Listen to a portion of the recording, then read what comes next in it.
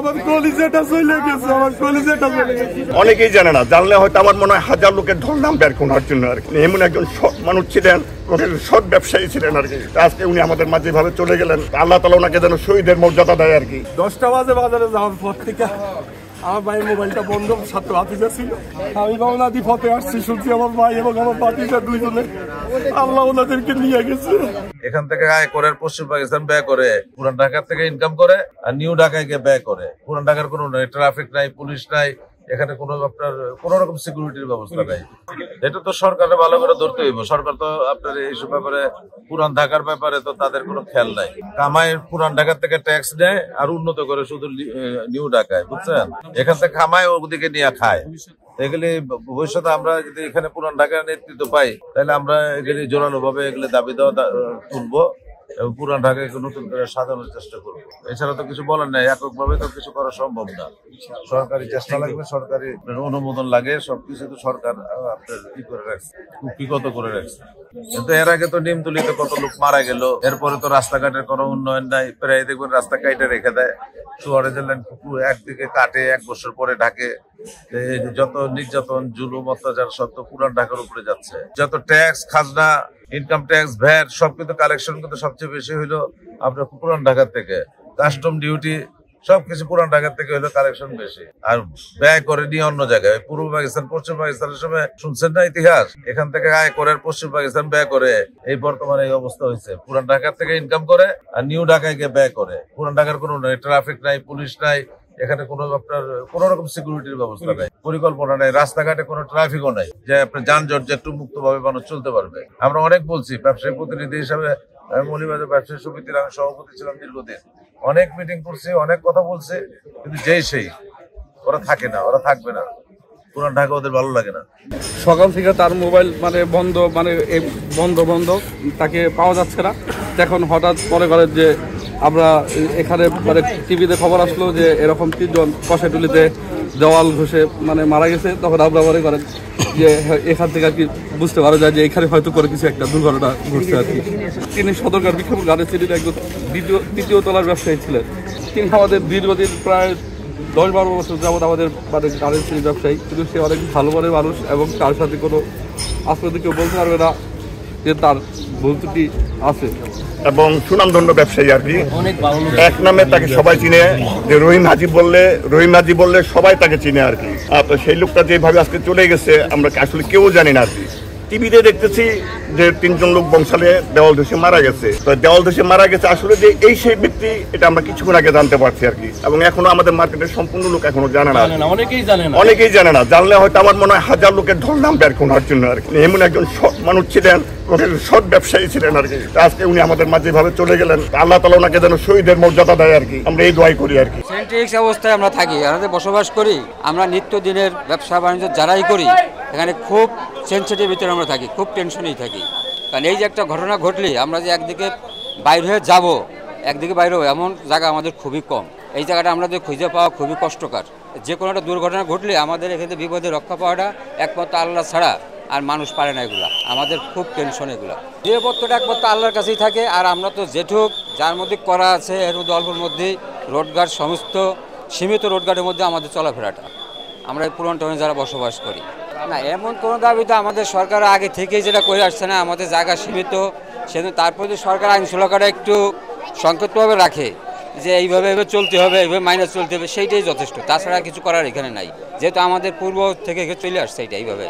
আসলে আগে তো বাড়িঘর যেভাবে ছিল, যে নিয়ম ছিল, কোনো নিয়ম ছিল না। এখন সরকার যে নিয়ম করছে সেইভাবে করা উচিত। সরকার যদি কোনো পদক্ষেপ নেয় যে 2 প্লট একসাথে করে একটা শান্তিশৃঙ্খলা করে, একটা শৃঙ্খলা করে দেয়, সেজন্য মনে হয় সুবিধা হয়।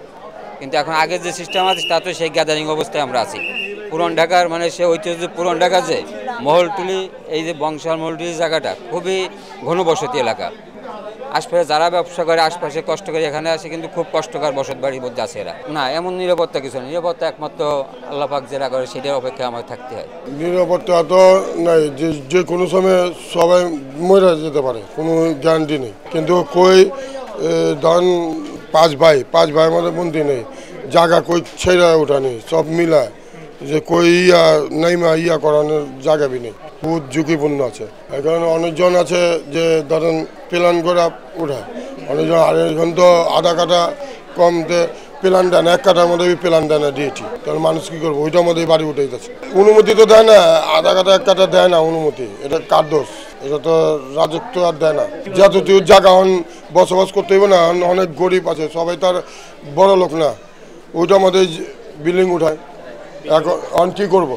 ওইটার মধ্যে থাকতে তো হবে, পরিবেশ পোলাপান মানুষ করতে হবে, ওইটার মধ্যেই বসবাস করতেছে। আমরা তাকে কষ্ট মত করে যার যতটি জায়গা ওইটার মধ্যে ফাউন্ডেশন জায়গা আছে, ওরা তো ফাউন্ডেশন ভিতরে ইলতাছে। আর এখনকার যারা মিস্ত্রি তারা তো ফাউন্ডেশন ভালো করে না, যারা বাড়িওয়ালারা ওরা তো জিনিসপত্র ঠিকই দেয়। 35 বছর ধরে থাকি আর কি, এখানে মোটামুটি এখানে আমার নিরাপত্তা, এখানে চাকরি বাকরি করি, ডাক খোঁজ দেয়, সবাই আদর যত্ন করে, কাজকর্ম করি না। এই জায়গাটায় বংশালে আজ পর্যন্ত আমার জানার মতো কোনো দুর্ঘটনা ঘটেনি, ঘটছে অন্য সাইডে। নিরাপত্তাটা আমার বলতে এখন নাই, আগের মতো আছি সম্পূর্ণ আমরা হাই রিক্সে। কারণ পুরান ঢাকা মানে খুবই ঐতিহ্য, 100-150 বছর আগের বিল্ডিং এবং 40-50 বছর আগের বিল্ডিং।